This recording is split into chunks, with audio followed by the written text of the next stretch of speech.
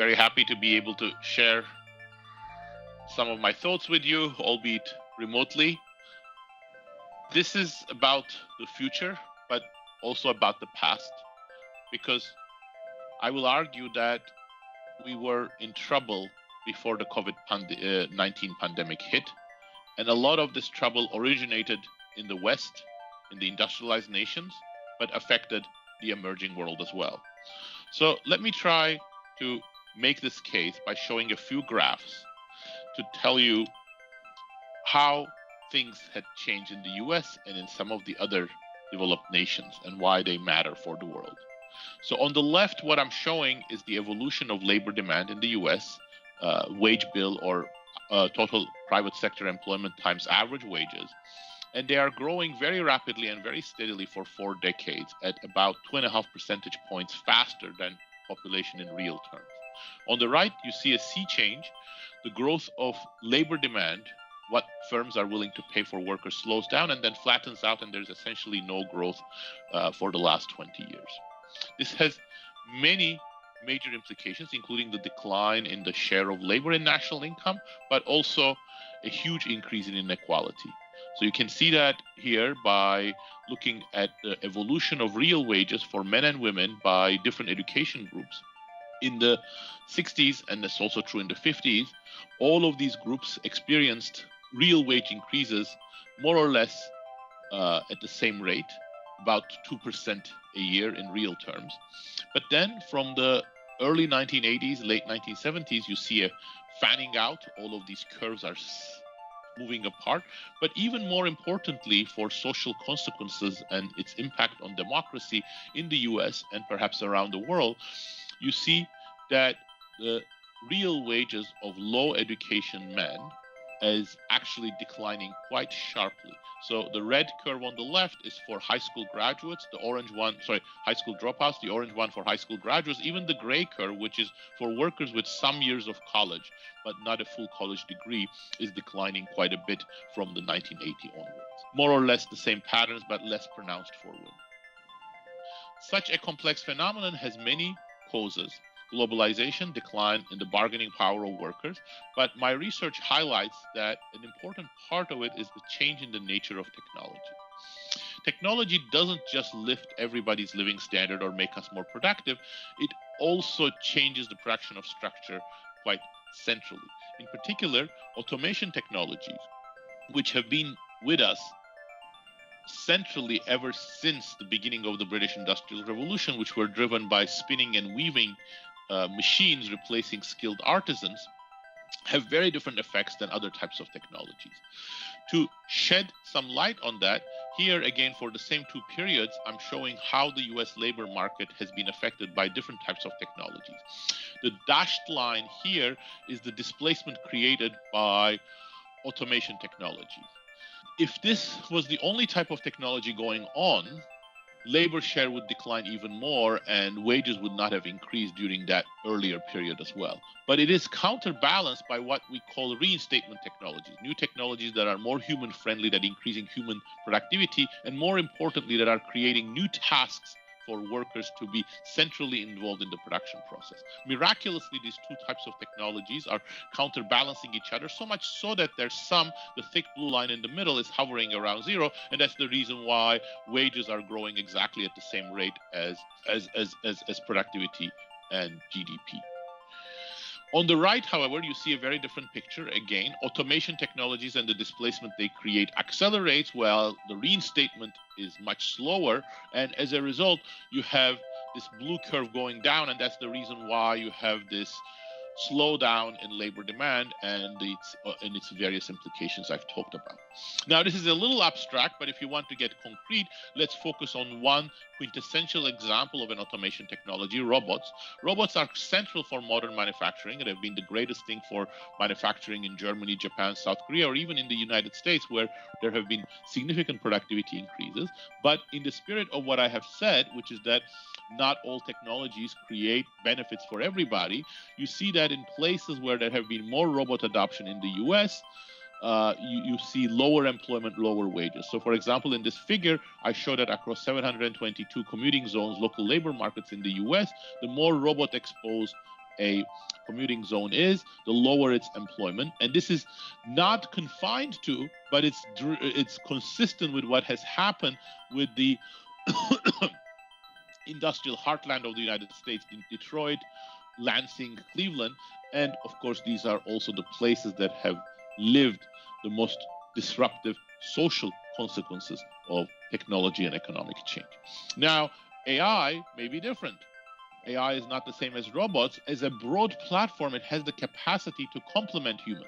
We can do many more things with AI, and in fact, using Microsoft Teams or Zoom is one of the applications of AI-based technologies that is actually quite complementary to humans. We would not be able to speak to each other from such distances during the pandemic without these technologies.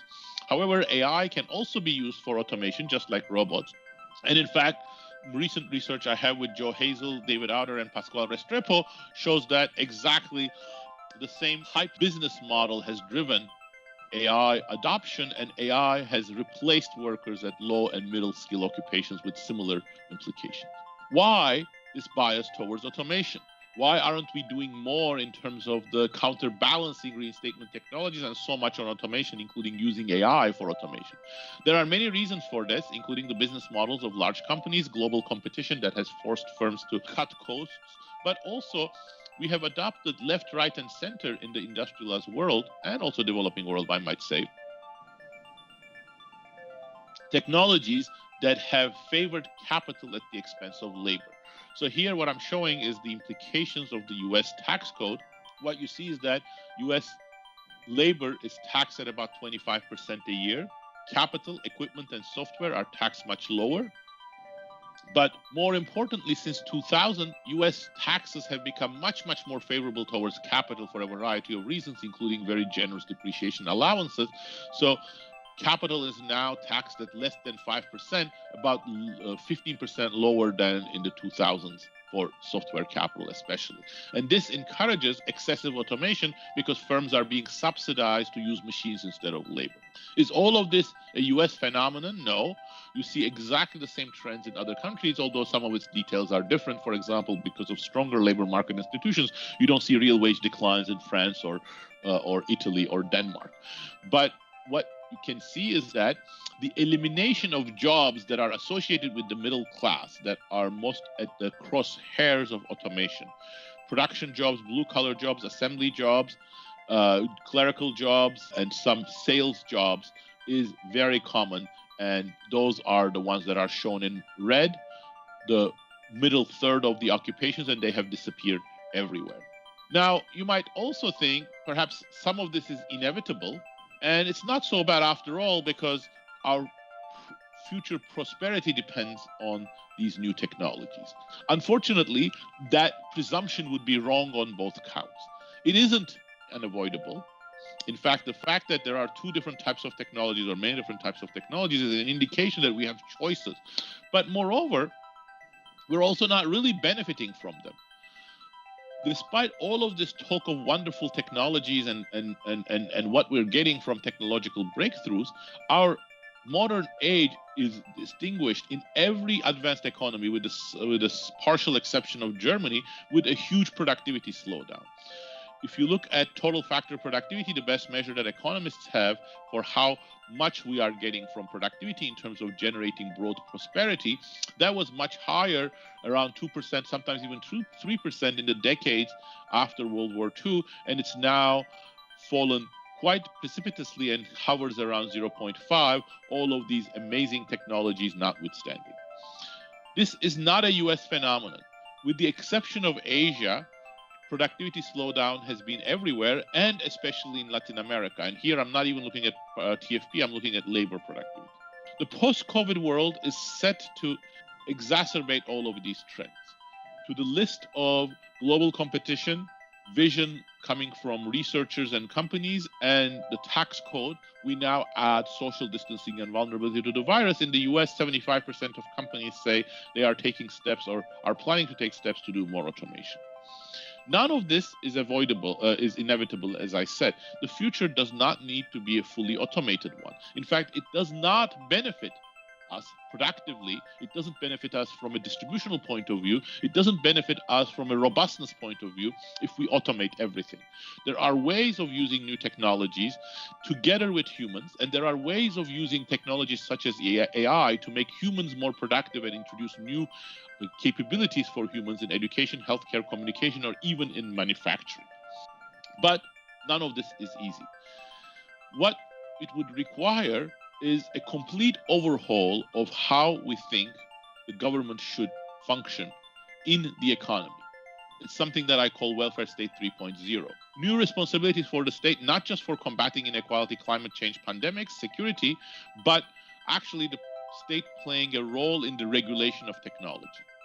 What that means is that the state will have to have a perspective that not all technologies that private companies want to adopt have the same social consequences. This is not unheard of. The state has played this sort of role in many parts of the Western world during the epoch around World War II. We would not have had defining technologies such as antibiotics, nanotechnology, sensors, and even the internet without the state playing a leading role in setting the agenda. But even more tellingly, in the area of renewable energy, the government has taxed fossil fuels in many countries, and in every country in the Western world, it has subsidized the creation of renewable technologies from solar, wind, geothermal, carbon sequestration. And thanks to that, in the space of about 30 years, we have brought renewable technologies that were extremely expensive to cost effectiveness with fossil fuels. So the government does, in an ad hoc manner, regulation of technology, but what I'm calling for is a much more systematic way of doing it and taking its social consequences when it comes to such things as AI, robotics, or how we use our knowledge base and energy when it comes to new technologies that are going to redefine the production process. Of course, such great burdens on the shoulders of the state, just like what Beveridge asked in the midst of the World War II in 1942, come with risks. Those risks were very well understood by Friedrich von Hayek, who wrote in response this defining book, The Road to Serfdom, which warned that there would be a new totalitarianism, new road to serfdom, because the government would interfere so much in business. Well, as it turns out, that's exactly the sort of issues that James Robinson and my new book, The Narrow Corridor, tries to tackle. And the center of that book is this conceptual framework, which I will summarize in 30 seconds in this figure, that we really need to think about the power of state and power of society. In much of history, we've had the states becoming very weak and not enough rule of order, or in much of the society, in much of history, we've had despotic states that are too strong relative to society. But in the middle, there is this intermediate situation where state and society are in balance, and that's what we call the narrow corridor. And in some sense, when you looked at it from this perspective, the concerns of Hayek make sense. He says that, well, if the state becomes too strong because it can interfere in the economy, set wages, support unions, redistribute, perhaps that's going to take you out of the corridor. And the corridor is indeed narrow. But what Hayek did not see, and what's critical, and that's what I'm going to conclude with, is that this perspective also suggests that there are very distinct dynamics inside the corridor. That's what we call the Red Queen effect after Lewis Carroll. Both state and society have to run together to check each other, to cooperate, but at the same time also to contend for power.